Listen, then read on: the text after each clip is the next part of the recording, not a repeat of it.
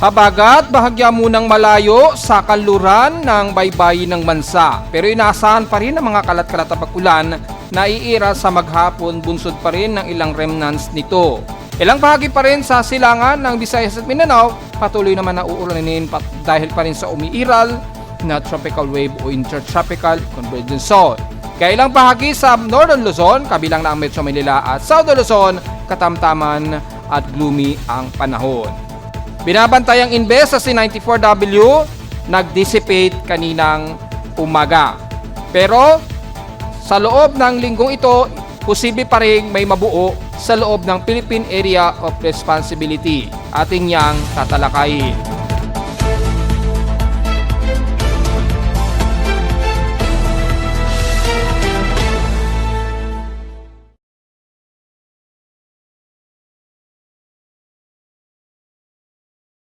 Hello, good morning mga folks. Welcome po muli sa ating Daily Weather Bulletin at Analysis para sa araw ng Linggo, July 13, 2025. Ang oras sa ating boss may maga, alas 10:54 na ng umaga.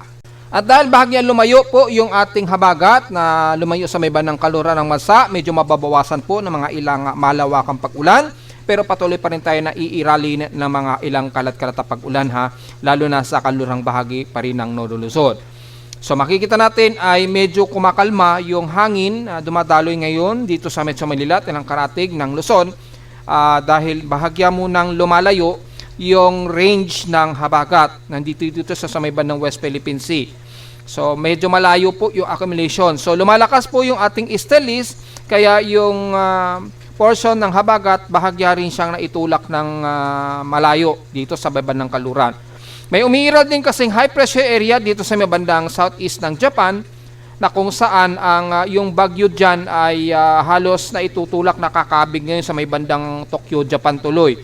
Dahil sa may bandang timog silangan ng Japan ay may malakas na 1024 hectopascals kasi na high pressure dyan. So yung high range of high pressure area tumutulak ngayon ng todo sa easterlies patungo dito sa silangang bahagi ng ating bansa. Kaya naitutulak tuloy yung habagat, yung boundary ng habagat papalayo ng konti dito sa may bandang West Philippine Sea. Ang resulta po magiging mas maalinsangan ang panahon sa ibang bahagi ng bansa, especially dito sa silangang bahagi ng Northern Luzon at Southern Luzon. May mga ilan-ilan lamang na mga ilang pag-ulan pa rin ang iiral so hindi pa rin mawawala ang mga localized thunderstorms. Kung sisilipin natin sa live lightning detection system na ating ginagamit. Yan. For within 2 hours, meron lamang tayo at least mga 4 na lightning strikes. Depende kung mag-re-update yan. Pero yung pinaka-latest nasa may bandang extreme Northern Luzon, meron dito isa. Pero yung cloud to ground niya, 243 clusters. At dito naman sa may bandang Palawan, bandang El Nido, sa baybayin nito, may 204 na lightning strike cluster na cloud to ground. So far ay wala naman masyado dito sa paligid ng Luzon na malapit sa kalupaan so far. Ibig sabihin lamang medyo kalmado muna ang daloy ng ulan dala po ng habagat. Medyo kalmado lamang ng konti. So makikita sa Doppler radar imagery, patuloy pa rin ang mga ilang water vapor sa may bandang Bataan. So posible pa rin ang mga ilang kalat-kalat na pag-ulan na may ilang pagkilat at pagkulog, kabilang din sa may bandang Quezon Province, sa may Polillo Islands. Just in case, ingat na lamang po sa mga ilang isolated rain showers na magpapatuloy pa rin yan ngayong araw. Nakataas ngayon ang thunderstorm advisory dyan sa ilang bahagi ng Visayas area, especially sa Cebu. Mula sa bandang City of Cebu, Mandawi hanggang Liloan na po yan. Nakataas ang forecast, 1 to 2 hour po ang persisting niya. Kasama na ang Palawan sa El Nido at Taytay daw within 1 to 2 hours daw ang effectivity o persisting forecast nito. Pag-ingat na lamang po dahil nga po sa hindi pa rin mawawala yung mga kalat-kalat o isolated rain showers. Sa ating current conditions, overcast, gloomy haze at partly cloudy ang umiiral ngayon dito sa amin sa Caloocan. So medyo kalmado ang hangin ngayon. Medyo nananahimik ang bugso ng habagat dahil medyo lumayo ito. Sa ating lowest temperature nito lang, naka-weather station, kanyang 4:07 AM, nakapagtala kami ng lowest of 26.7 degrees Celsius. Kahapon, pinakamataas na sa amin ang 31.4 degrees Celsius, na itala ito kahapon ng hapon at 2:23 PM. Pero naging mataas yung humidity namin kahapon So, maalinsangan pa rin ang nararamdaman namin. Sa aming heat index, 42.6 degrees Celsius. So, bahagyang mababa ang naging total heat index namin kahapon. Pero sa magiging heat index forecast ngayong araw, as of 8:39 AM, meron na kaming 36.7 degrees Celsius na extreme caution. Pero yung forecast, inaasahan daw aabot ng 41 degrees Celsius. So, medyo magiging maalinsangan tayo sa Metro Manila. So, take nyo sa inyong payong at sa mga magiging afternoon shower sa mamayang hapon. Magiging mataas po yung ating water vapor dahil iiral ang Estelis. Sa amin sa Caloocan, bukod sa tataas pa yan na hanggang 42 degrees Celsius ngayong 12 o'clock ng tanghali. So, medyo magiging maalinsangan pa rin tayo sa Metro Manila ngayon ha. So, importante ngayon ang magdala ng payong. At sa iba't ibang bahagi naman sa in selected areas lamang. Tingnan natin sa bandang Ilocos Region. Well, bahagyang mababa pa rin yung kanilang heat index. Nasa 36 degrees Celsius yung kanilang heat index dyan. So, medyo makulimlim pa rin siguro sa kanila at mukhang yan ang pinakamataas na heat index sa kanila ngayong araw. Sa Tuguegarao naman, medyo matuloy pa rin kayo na magiging maalinsangan na abot sa 44 degrees Celsius daw ang forecast ng heat index sa inyo. At papalo pa yan hanggang 49 degrees Celsius mamayang alas 2 ng hapon ha. So, delikado sa masyadong magbilad dahil delikado sa magiging muscle cramps. At yung dehydration ha, iwasan po natin dahil magiging mas maalinsangan pa rin kayo dyan sa Cagayan Valley, especially sa Tuguegarao. Sa Santiago Isabela naman, kung sisilipin natin, asahan na natin mataas din ang heat index sa kanila. 43 degrees Celsius po yung forecast sa inyo, pero papalo pa yan hanggang 48 degrees Celsius mamayang alas 2 ng hapon. So, mainit o mas maalinsangan kayo dyan sa may bandang Cagayan Valley pa rin. Kaya iwasan mapag-dehydrate.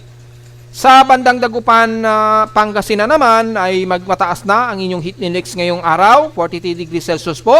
At yan na ang pinaka-highest heat index na sa inyong forecast ngayon dyan sa may bandang Dagupan.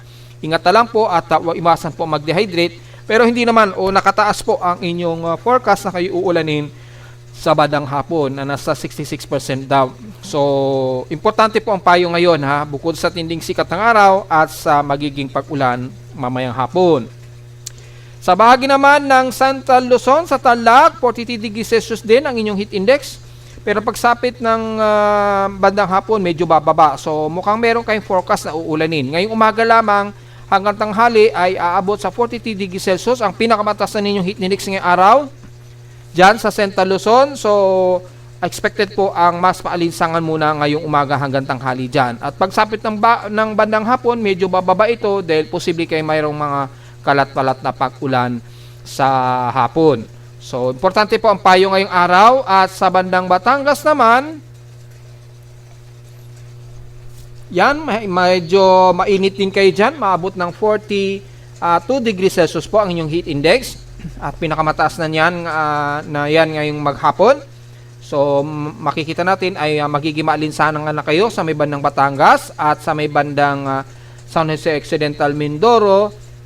Bahagyang mababa, 38 degrees Celsius. At yan ang pinakamataas sa inyo maghapon. So, malamang medyo overcast din ang nararanasan sa inyo. Bahagya pa rin mababa ang heat index sa inyo sa Mindoro.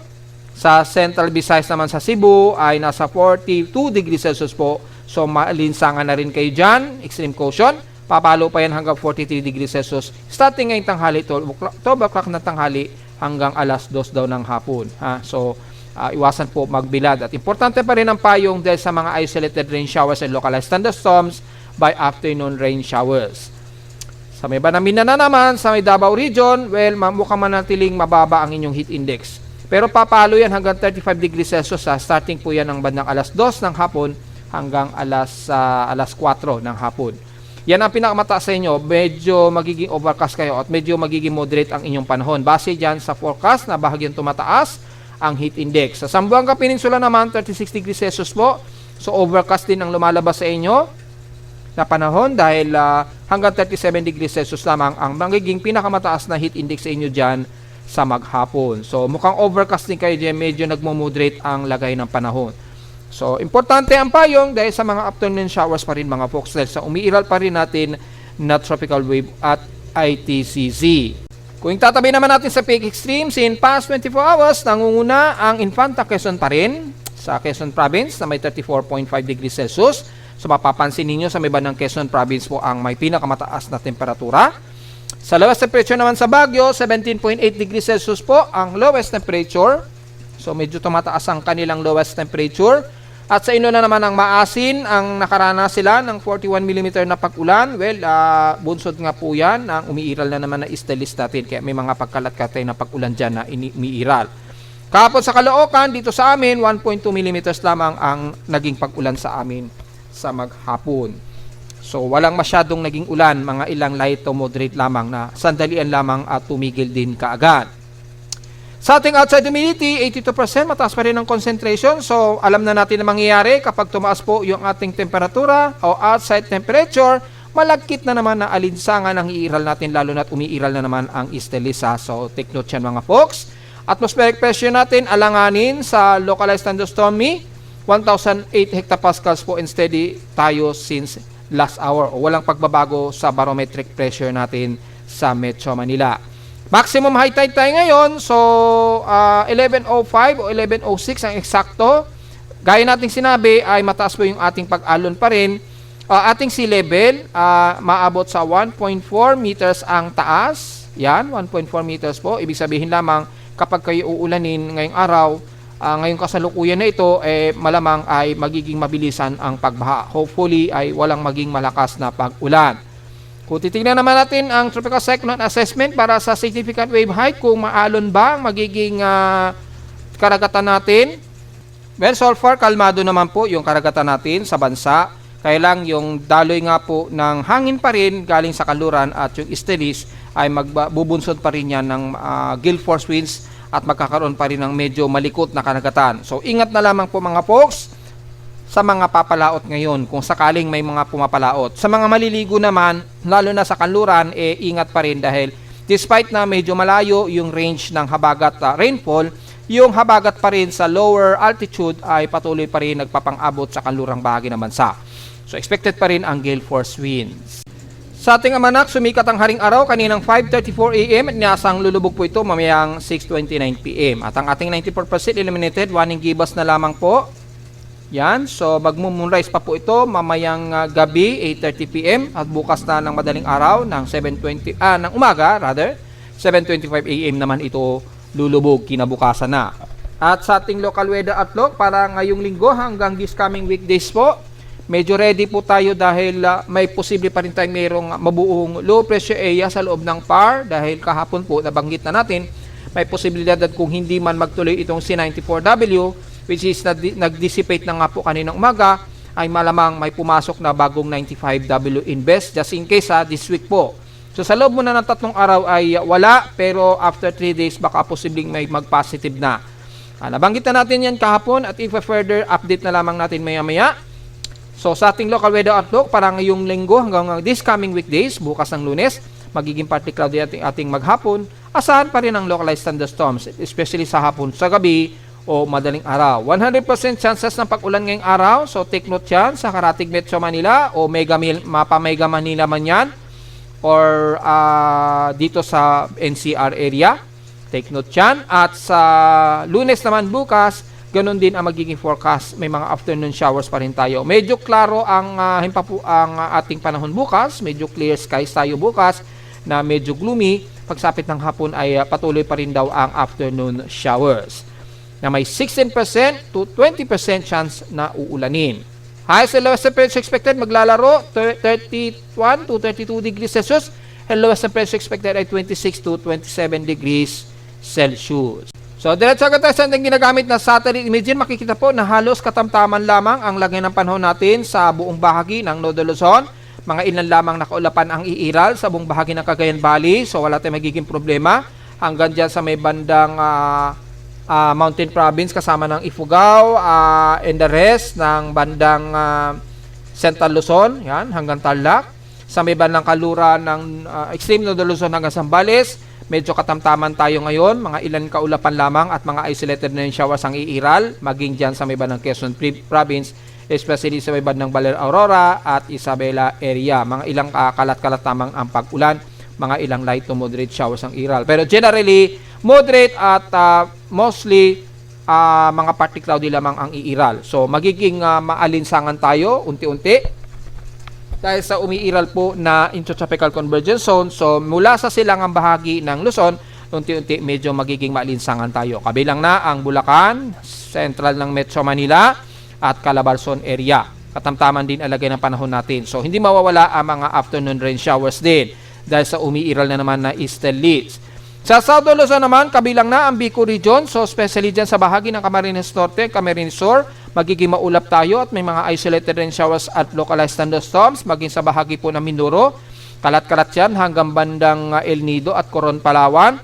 At sa ilang bahagi ng Mimaropa, kalat-kalat na mga pag-ulan na may pagkilat at pagkulog ang iiral ngayon. Kabilang na ang Puerto Princesa hanggang dyan sa may bandang Aborlan, Nara, hanggang Soprano, Española. The rest ng Brooks Point at Batarasa magiging maulap din at mga kalat-kalat na pag-ulan na may pagkilat at pagkulog ang iira. So, importante pa rin ang payong mga folks. And the rest sa South Luzon mula Marinduque, Romblon hanggang Masbate po, katamtaman tayo. Medyo overcast and gloomy. So, expected pa rin ang mga kalat-kalat na pag-ulan na may pagkilat at pagkulog ang iiral sa hapon. So, ngayong umaga, medyo maulap tayo dyan mga ilang isolated rain showers, especially dyan sa may bandang Marinduque. Pagsapit naman sa may bandang Visayas, ang silangang bahagi ng Eastern Samar hanggang Leyte, magiging maulap tayo dyan at may mga ilang kalat-kalat na pag-ulan na may pagkilat at pagkulog. Kung titingnan natin yung heavy rain potential, kung mataas ang heavy rain potential, yes, dito sa bahagi nga po ng Guian Eastern Samar mula Borongan, pataas ng Dolores, at Guian Eastern Samar ay makakaranas kayo ng mga ilang moderate to some heavy rain showers. Magdala ng payong just in case magkaroon ng clusterized na biglaang downpour ng pag-ulan sa buong Borongan at Guian Eastern Samar. Maaari ding ulanin ang Tacloban sa northern part ng Leyte, ilang bahagi ng Ormoc at pababa ng southern Leyte dahil sa mga ilang isolated rain showers. Bunsod na rin ang umiiral dito na tropical wave na tumatawid patungo sa silangang bahagi ng Visayas at Mindanao area. Bagamat gloomy at overcast din ang iiral sa Cebu at Bohol, asahan din ang maya-maya ay maulap at afternoon rain showers po maging sa gabi o sa madaling araw. And the rest ng Central Visayas sa Cebu hanggang dito sa may bandang Negros region, gloomy rin ang panahon ninyo, overcast, pero nagiging katamtaman ng bahagya ang inyong paligid dyan. Madalas nga lang magiging partly cloudy to mostly cloudy kayo. So yung chances of 60 to 70% na pag-ulan ay nakataas pa rin dyan ang forecast sa inyo, kabilang na ang katimugang bahagi. Kaya expected din ang mga kalat-kalat na pag-ulan na may pagkilat at pagkulog, lalo na dito sa Negros sa Oriental, dito sa may bandang kanluran ng Basay at Bayawan, hanggang Siaton. Magiging maulap din sa bahagi ng Dumaguete at isla ng Siquijor. So take note po yan.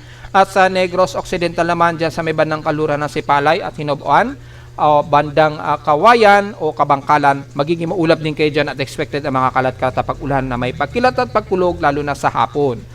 Sa bandang Bacolod naman at Canlaon, bagamat medyo moderate tayo dyan, pero overcast din ang magiging panahon ninyo at medyo partly to some mostly cloudy rin ang iiral. So, yung mga afternoon rain showers, magiging madalas ang magiging intermittent ang forecast niyan. So, take note na lamang at importante po ang payong dahil at least medyo magiging maaraw pa rin sa inyo dyan at asahan ang medyo humid na panahon o hot humid.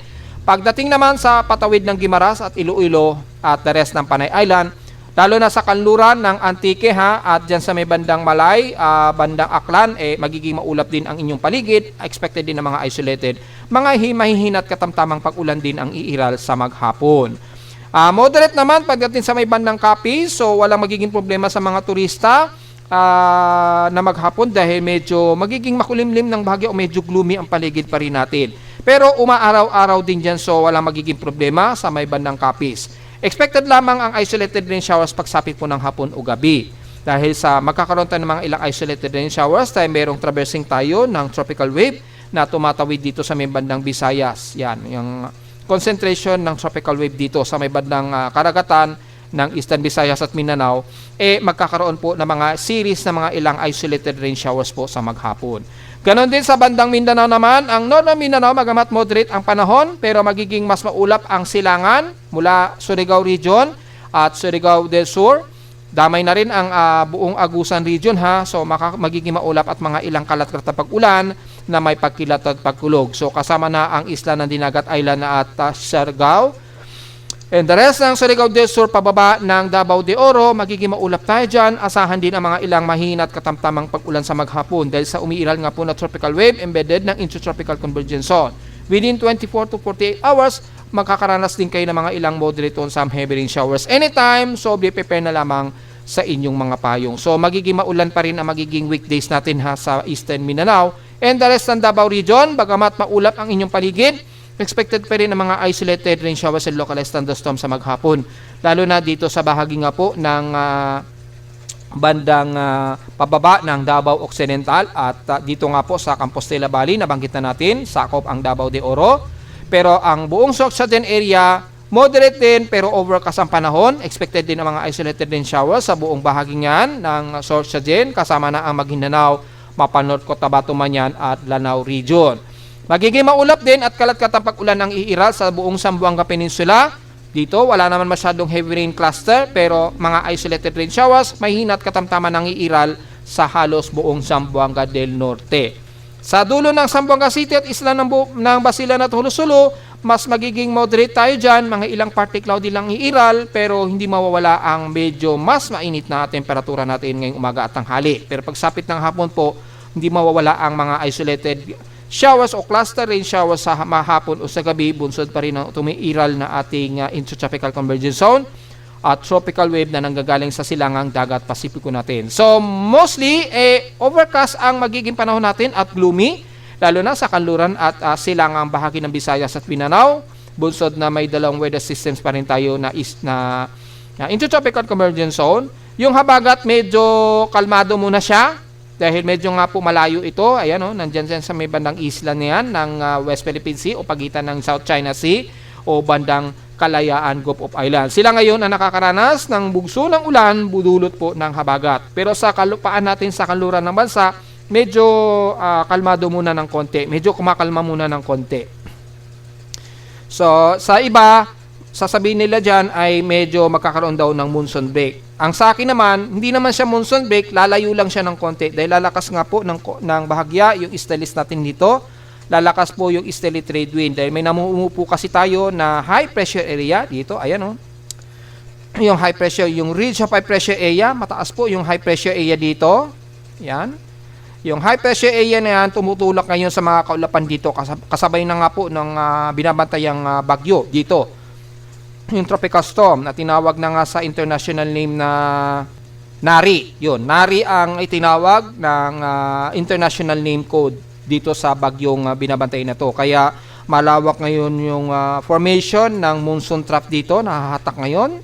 Yan, yung monsoon trough na yan, papunta ngayon sa sentro ni Nari o yung bagyo dyan sa may bandang palapit na ng southern Japan o southeastern Japan. Yan.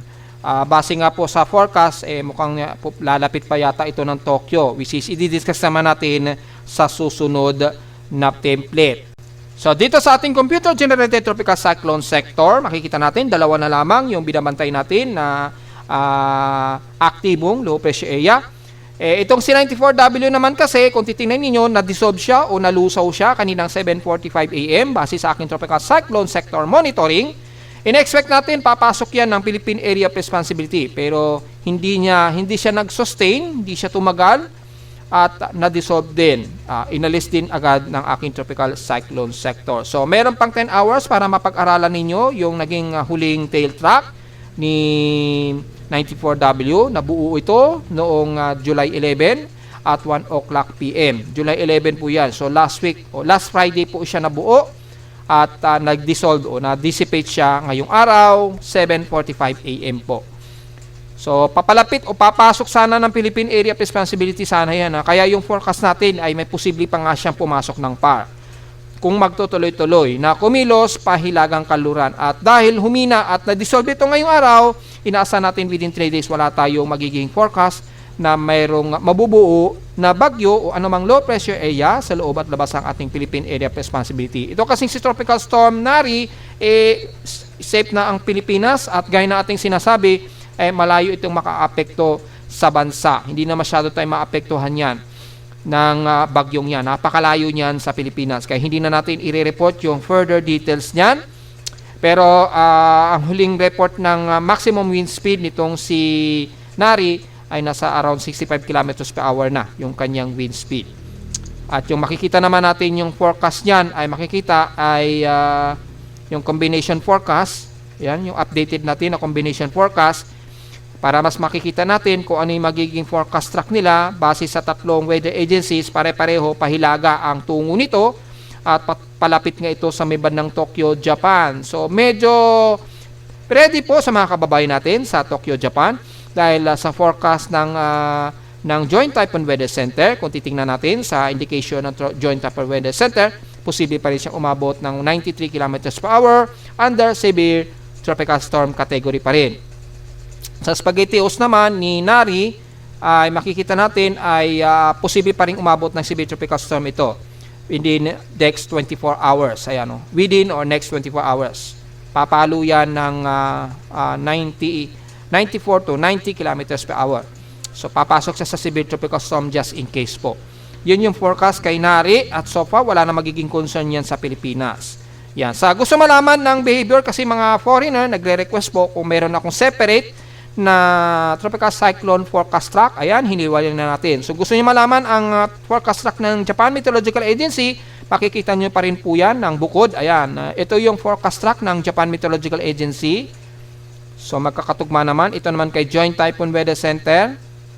Yan. At yung cone of uncertainty niya. Ayan, medyo safe naman dahil yung quadrant nga po, yung upper right quadrant at lower right quadrant, hindi naman nakabalandra dito sa kalupaan ng Japan. So medyo safe sila sa matinding bugso ng hangin. Kung sakaling lumapit ito ng bandang Tokyo, Japan or bandang Eastern Japan sa mga susunod na araw or this coming week na po, bale mga July 14, July 13 o July 14 po. Yan, lalapit yan sa may bandang Southeastern Japan. So medyo mag-ingat na lang maghanda po mga Pilipino natin na nakatira sa Japan kasi marami po tayong mga Pilipino na nagtatrabaho dyan sa Tokyo, Japan. So mag-ingat na lamang po ang mga kababayan natin. May kaibigan din tayo na nagtatrabaho dyan sa Japan. So mag-ingat na lamang po mga folks. At concern sa Pilipinas, so far wala tayong magiging concern. So yun po pinaka-latest natin sa report at wala naman tayong magiging binabantayan nga po na maaring mabuo sa loob at labas ng ating Philippine Area of Responsibility sa ngayon. Well, kung titingnan naman natin ang Tropical Cyclone Assessment Monitoring para sa posibleng may mabubuo dahil kahapon, nabanggit na nga po natin, kung ma-dissolve o malusaw man itong si 94W, ay meron nga po tayo nakikitaan na may papasok o mabubuo sa loob ng ating Philippine Area of Responsibility. Una nga po, pinagkamalan natin itong si 94W dahil yung trajectory path ni 94 at itong low pressure area na nakikita sa mga computer models ay magkakatugma. Kung titingnan natin dito, mataas po yung favorable development niya. So, posible pa rin may mabuo sa loob ng PAR, ha? Ayan, mataas po yung kanyang convergence. Pero, mababa ang kanyang cyclonic o vorticity sa ngayon. So, posible pa rin magkaroon ng bagong invest within o next 24 hours. Mag-update tayo mga folks, ha? Yan. So far, wala naman tayo nakikitaan na aktibong cyclone probability in real time, maliban na lamang kay Nari. So, yun lamang ang latest natin. At sa global spectral model natin, makikitaan natin ay mayroong mabubuong posibleng invest this week po, ha. So, magsisimula yan kung i-rewind natin. Kasi si 94W ay malulusaw po kasi.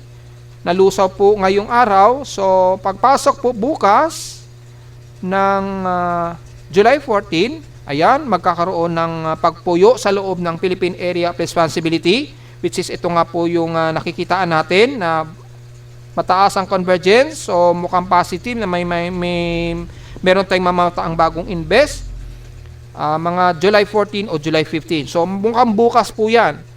Bukas po yan ng Lunes o Martes, na posible nga po na magkaroon tayo ng bagong invest na makikita na hahatak sa ating habagat na naman. So kapag nahatak na naman ang habagat, yung concentration dito, lalapit na naman yan sa kanluran ng bansa na magdudulot na naman ng malawakang ulan dito sa kanluran ng Luzon. Siyempre, damay na naman ang Metro Manila at ilang bahagi nga po sa Southern Luzon. Just in case po, mabuo itong bagong invest na ito this week, tatawagin na natin yan, Matic, sa 95W na. Kasi nagtapos na po si 94W, which is yan na po yung huling invest na binabantayan at nalusaw na nga po kaninang maga. Ngayon ay posibleng si 95W na ito na anytime na pwedeng i-declare. Yan. Kung i-animate natin, mataas po yung kanyang circulation. Kumikilos ito pahilagang kanluran at mukhang lalapit o babalandra na naman dito sa hilagang silangan ng Nodo Luzon. Bandang Isabela na naman ito or bandang around Cagayan Valley ang paglapit nito by July 18. Yan. July 18 po yan. So mga bago mag-weekend, Friday, ay lalapit daw ito sa silangan ng Nodo Luzon. At makikita naman ang habagat, magpapalakas ng ating habagat na magpapaulan naman ng malawakan dito sa Saudo Luzon at Visayas area. Yan. So mukhang magiging maulan po yung ating panahon this weekdays. Kung mangyayari po yung ano na yan ha. Ano pong epekto niyan? Dahil nga po yung high pressure area, kung makikita ninyo, magkakaroon po kasi ng ridge of high pressure area dito. Ang resulta po niyan, yung bagyo na mabubuo dito sa silangang bahagi ng bansa, itutulak yan pakanluran. Yan. Ikakabig talaga yan pakanluran. Yan. Lalo na kung mahina pa yung steering environment niya pataas. Yung dito, yung pataas dito.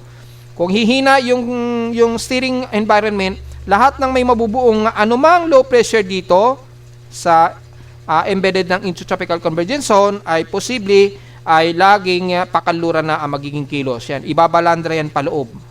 Kaya itong posibleng invest na may mabubuo dito sa loob ng ating PAR, kikilos yan pahilagang kanluran. Yan, matutulak ng ridge of high pressure area. Yan, 1022, taas Anti-cyclone po yan. Kapag merong anti-cyclone dyan sa paligid na yan, lahat po ng nandito sa ilalim, ikakabig yan o iiwas yan. Pupunta yan dito sa kung saan ay mas mabababa ang atmospheric pressure. Kung mapapansin ninyo, mababa yung atmospheric pressure dito sa may ng China, yan ay gugustuhin ng bagyo na pumunta dyan sa direksyon na yan. Kaya yung low pressure area kung may mabuo, ang kilos yan pa ganyan.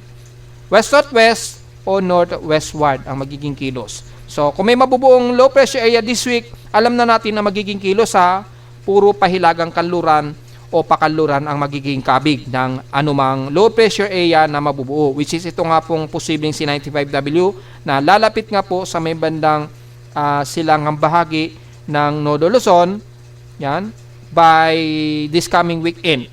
Yan, mga bandang Friday na nga po yan, July 18. Yan. Nasa 1,004 hectopascals po. So, posibleng itaas yan ni Japan Meteorological Agency in earlier time into tropical depression category. So, tingnan na lamang po natin. At malamang itaas din yan ni Pag-asa kung mangyari ang forecast na yan ha.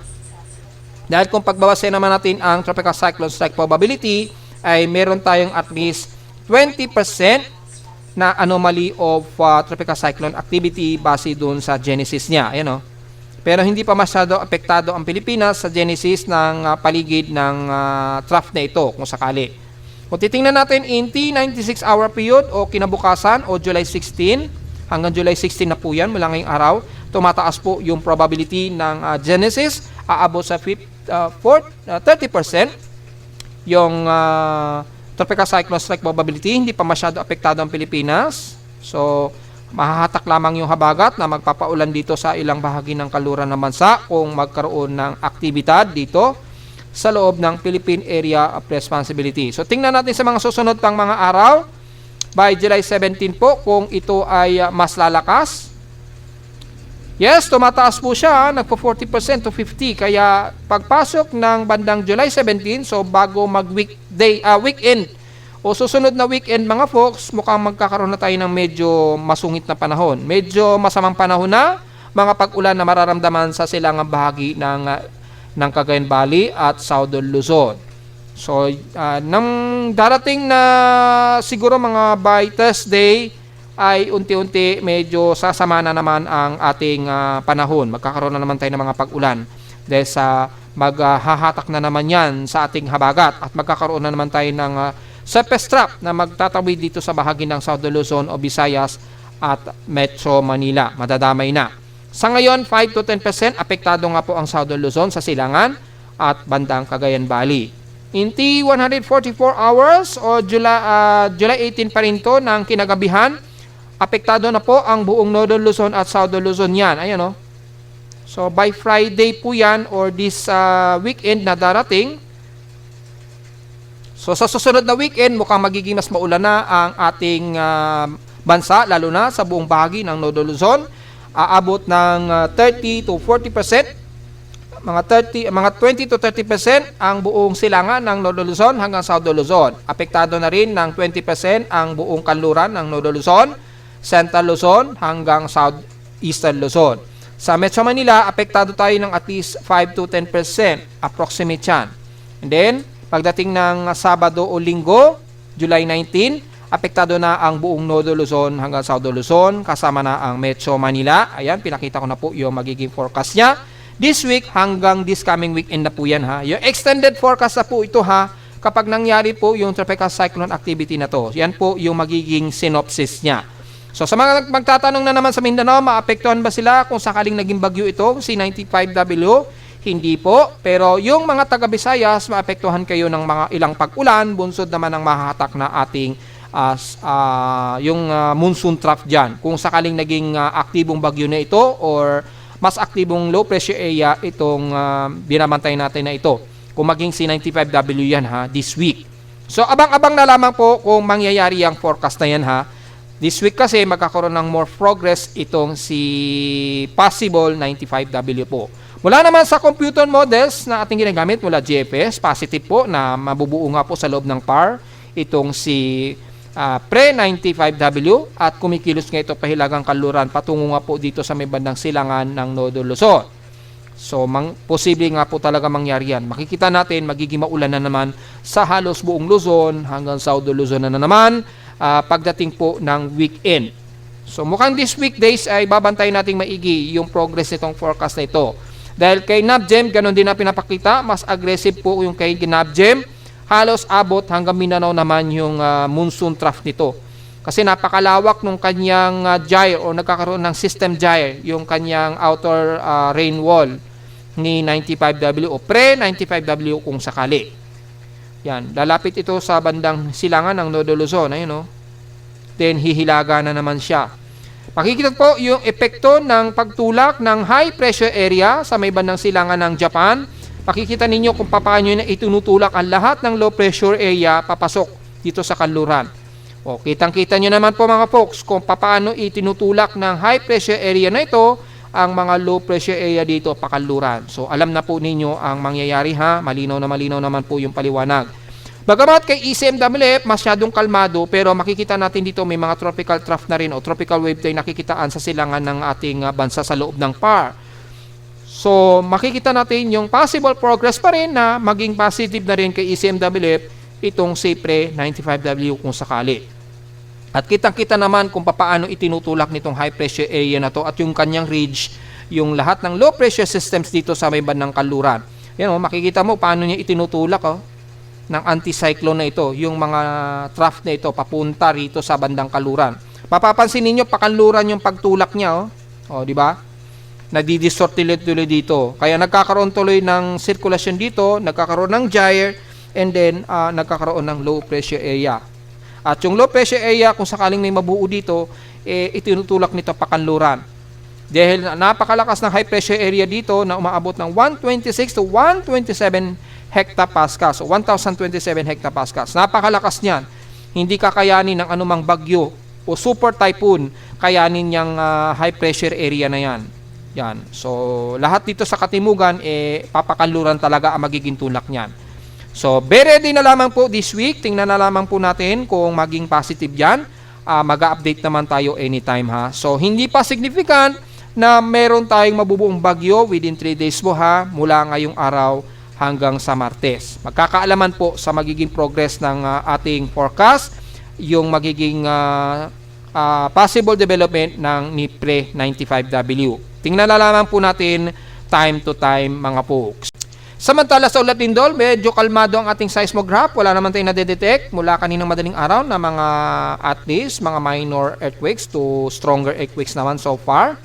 Yan, mukhang wala namang problema. At diretso agad tayo sa data feed ni PBOX dahil meron silang naitalang magnitude 4.1 dyan sa may bandang northeast ng Guian ni Eastern Samar. Naganap ito eksakto 7:44 AM ngayong umaga. Magnitude 4.1 na may lalim na 8 km lamang. So, mga at least intensity 1 ang naramdaman siguro dito sa may bandang isla na yan ng Eastern Samar. Diyan sa may bandang Guian. Hopefully, walang masyadong nagkaroon ng cracking sa inyong mga structure. Yan. After nyan, wala namang naganap mula kaninang madaling araw at medyo kokonti pa lamang yung data feed ng mga paglindol dito.